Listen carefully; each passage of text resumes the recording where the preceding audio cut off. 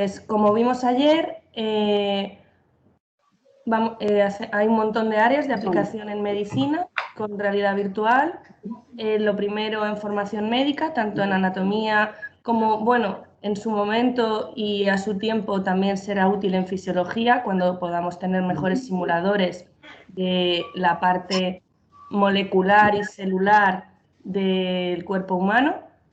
Por supuesto, y como vimos ayer, en cirugía y en entrenamiento quirúrgico y en distintas especialidades médicas se ha usado para control del dolor, para generar nuevas pruebas diagnósticas y también se ha utilizado para crear conciencia de enfermedad a un nivel ya más salud pública y colectivo, como por ejemplo se hizo hace unos años con una aplicación de un vídeo 360 para smartphone que se coloca con unas gafas de cartón en el que tú te metías en el cuerpo de una persona con psoriasis y con eso se hizo una campaña de conciencia y de empatía para las personas con dicha enfermedad.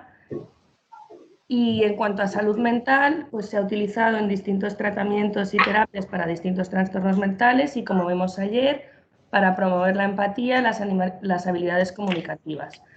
Incluyo aquí pedagogía, aunque no esté en la búsqueda bibliográfica. Es un poco complicado encontrar artículos estrictamente pedagógicos en PubMed, pero porque no deja de ser la realidad virtual una herramienta pedagógica estupenda para aprender tanto pacientes como médicos. A lo largo desde el origen de la realidad virtual, las primeras publicaciones son del 85, pero realmente esta tecnología empezó a desarrollarse bien en el año 95. Y como podéis ver, desde ese momento aquí ha habido un auge tremendo de publicaciones. Cada barra del histograma representa un año. Y como veis, solo en lo que llevamos de 2020 y a pesar de la crisis, prácticamente hemos alcanzado el número de publicaciones que había en 2018 y todavía nos queda año. Con lo cual, esta tecnología es muy actual y en este momento se está viendo la necesidad de implementarla a raíz de esta crisis que estamos viviendo. En este momento actual se ha hecho más necesaria que nunca la telepresencia para mantener la vida laboral, la educación, la formación médica de estudiantes y residentes. Y, por supuesto, también se podría aprovechar la telepresencia y la telemedicina para realizar congresos o sesiones clínicas virtuales que muchas veces sí pueden ser sustituidas por un vídeo, pero en caso de tener que observar alguna imagen o manipular algún objeto, siempre va a ser mucho más inmersivo y claro para todo el mundo que se haga de forma virtual.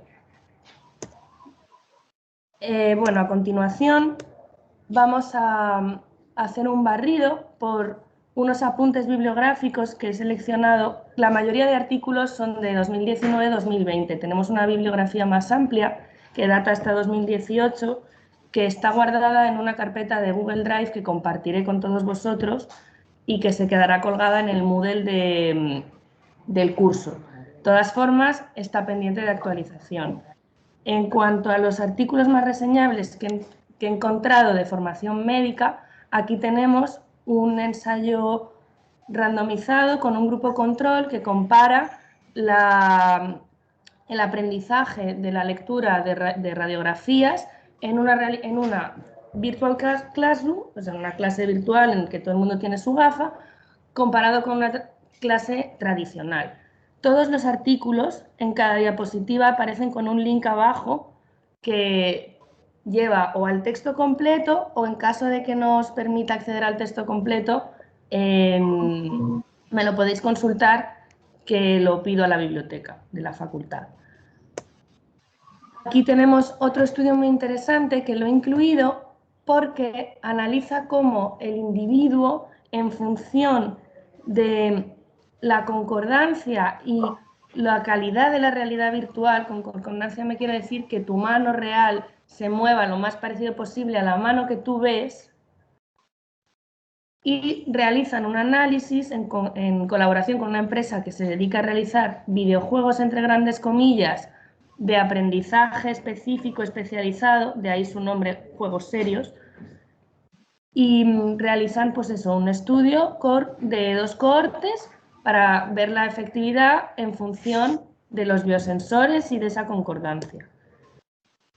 Aquí una breve revisión de cómo complementar y apoyar el estudio de la anatomía con realidad virtual y a continuación una revisión sistemática que me parece interesante incluirla porque demuestra que hay suficientes pacientes simulados para el entrenamiento de la comunicación médica como para hacer una pequeña revisión sistemática.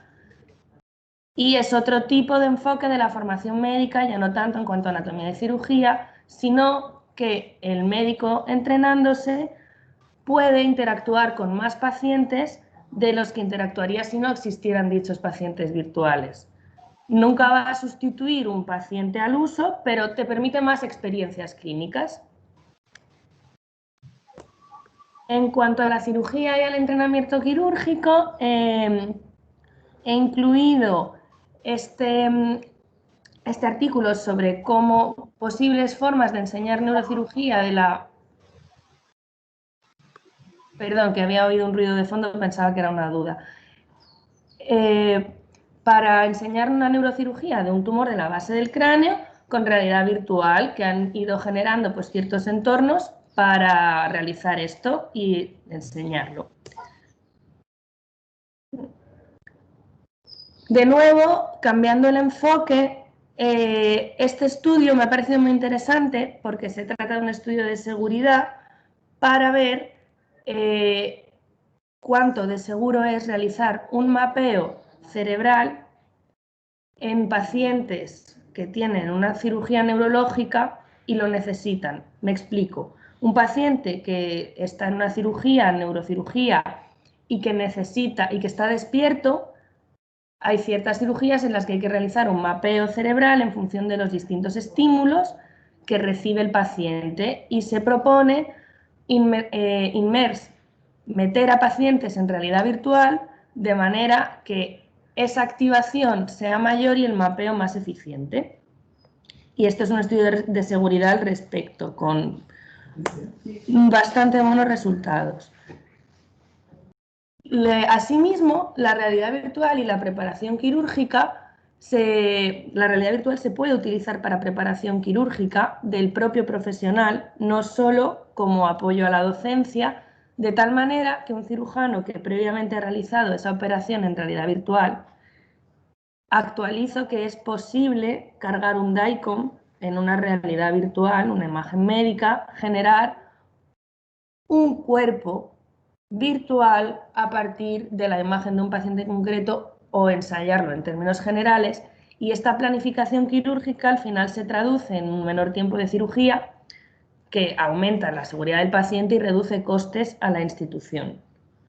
Por tanto, es un valor muy importante el de la planificación quirúrgica.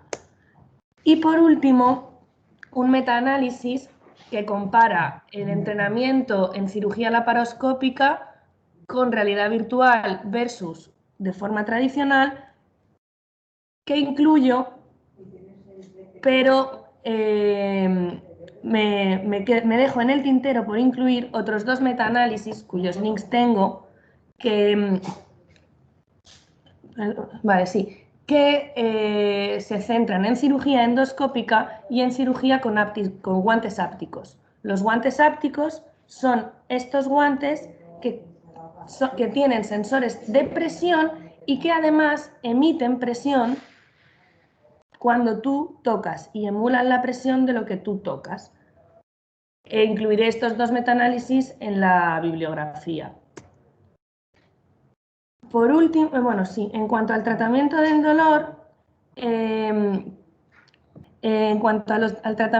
dolor, esta es una revisión sistemática en conjunto con un metaanálisis. Como veis, hay suficiente investigación como para ya poder realizar bastantes revisiones sistemáticas de los efectos de la realidad virtual en relieving el dolor de los pacientes que acaban de sufrir una cirugía, que también tiene resultados muy esperanzadores.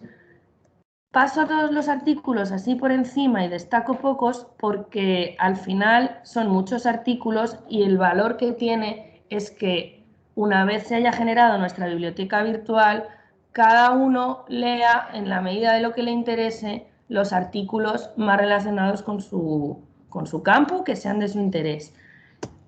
Otro posible tratamiento del dolor,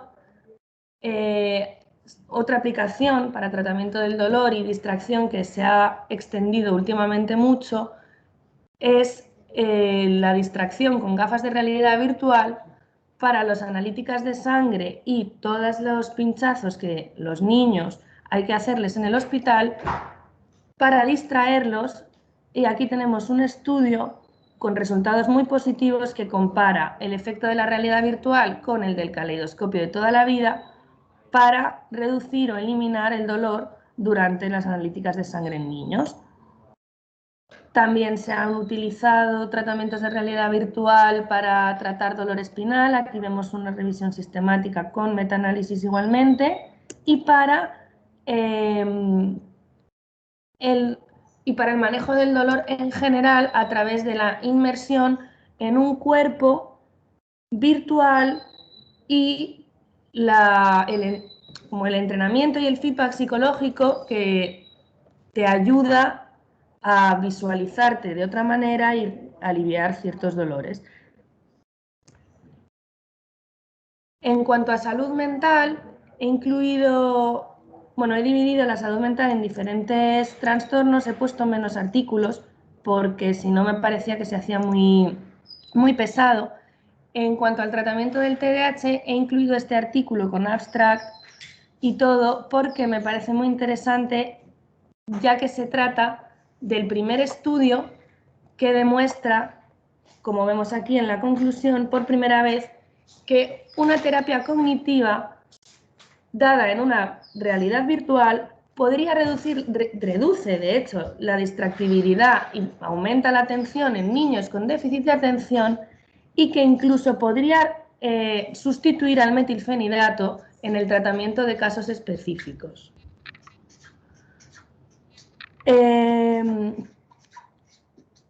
A continuación, no movía la presentación. En cuanto al autismo, también hay muchos tratamientos conductuales en desarrollo y bastantes publicaciones al respecto, pero he decidido incluir este otro artículo que le da un enfoque diferente. Vale, le da un enfoque diferente y utiliza la realidad virtual como prueba diagnóstica. Si pincháramos este link, medicinabuenosaires.com, nos llevaría al artículo completo en castellano que se hizo en Valencia, España, y es este mismo de aquí. Entonces, lo que han hecho este grupo de investigadores es utilizar la realidad virtual para detectar ciertos biomarcadores que vamos a llamar biomarcadores basados en realidad virtual, los VRBB. Y bueno, mira, en el presente trabajo se introduce el concepto de biomarcadores conductuales basados en realidad virtual o VRBB. Los biomarcadores basados en realidad virtual van a permitir la clasificación del TEA utilizando un paradigma de psiquiatría computacional. Esto quiere decir que midiendo a través de señales psicofisiológicas el comportamiento de estos niños o no tan niños expuestos a una situación o una réplica social para ver en qué punto del desarrollo ellos se encuentran y poder clasificar mejor dentro del espectro. También se ha utilizado ampliamente para ayudar en el manejo del estrés. Aquí arriba a la derecha dejo de nuevo un metaanálisis que habla de la terapia con exposición en realidad virtual en estrés postraumático. La mayoría de estos estudios están hechos en militares en Estados Unidos, fue uno de los primeros campos donde se empezó a investigar y tienen resultados muy esperanzadores también en ese sentido. incluyo este otro artículo que habla de la variabilidad de frecuencia cardíaca y el biofeedback basado en esta en un entorno de una escena natural cuyo objetivo es conseguir una relajación a base de una respiración más lenta. Este trabajo tiene relación con lo que nos va a explicar el doctor José Regino Peña en la siguiente presentación, puesto que él se dedica personalmente a realizar este tipo de biofeedbacks y colabora con nosotros en esa materia. En cuanto a la empatía, la realidad virtual, como hemos dicho, es una herramienta muy útil para conseguir un embodiment en un cuerpo diferente y cultivar la empatía a través de la inmersión en la vida y en el cuerpo de personas que son diferentes a nosotros. Este primer artículo se centra en educar a médicos y estudiantes de medicina en el clima universitario acerca de racismo, sexismo, etcétera, con realidad virtual, de manera que nuestros médicos tengan una mayor tolerancia a la diferencia, cosa útil tanto en una facultad de medicina como en cualquier otro contexto. Este artículo, un poco más técnico, nos da una evidencia de cómo el sistema de neuronas espejo y el sistema de corrección de errores motores, que son dos circuitos cerebrales bastante bien conocidos en la neuroanatomía, tienen una activación diferente en función de la concordancia entre el entorno virtual y los movimientos del sujeto que os hablaba antes. En este caso, se señalan que la actividad de las neuronas espejo es mayor a mayor concordancia entre tus movimientos y los del cuerpo virtual, y el sistema de monitorización de errores motores se activa en menor medida cada vez que la concordancia aumenta. Es decir, que con una buena concordancia activamos neuronas espejo y promovemos empatía. Este otro artículo es un ejemplo de cómo un simulador de realidad virtual te puede introducir en la vida diaria hasta cierto punto de un colectivo que a priori no tendríamos por qué tener demasiado contacto con él y nos puede ayudar a ponernos en esos zapatos. En este caso se simula el día a día de un adicto a drogas. Por último, volviendo al tema de la pandemia del COVID-19, en el contexto de esta crisis y de esta enfermedad, ha habido un auge de publicaciones acerca de cómo la realidad virtual y las nuevas tecnologías nos pueden ayudar en estos momentos para mantener tanto la educación de residentes como la innovación y la investigación en un momento en el que muchas veces la necesaria presencialidad no es posible. Dejo aquí dos ejemplos, el primer y el segundo link, y por último apunto cómo asimismo la realidad virtual se está empezando a utilizar como prueba diagnóstica.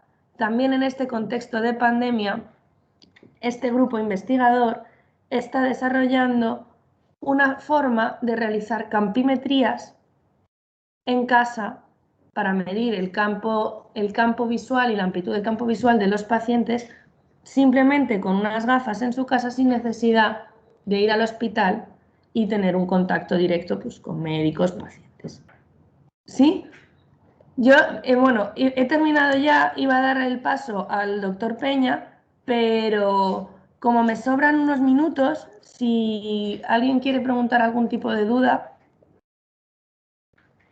sea bienvenida.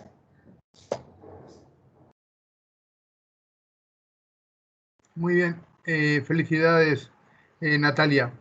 ¿Podrías decir en dónde vamos a colgar los accesos para estos artículos?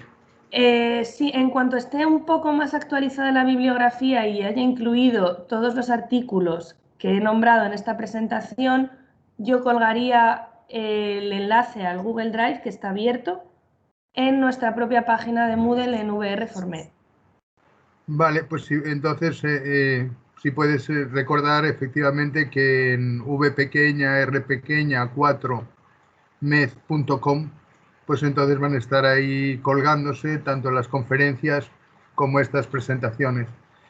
Estupendo. Paso a la presentación del doctor Regino. Me voy a poner la mascarilla para cruzarme con él.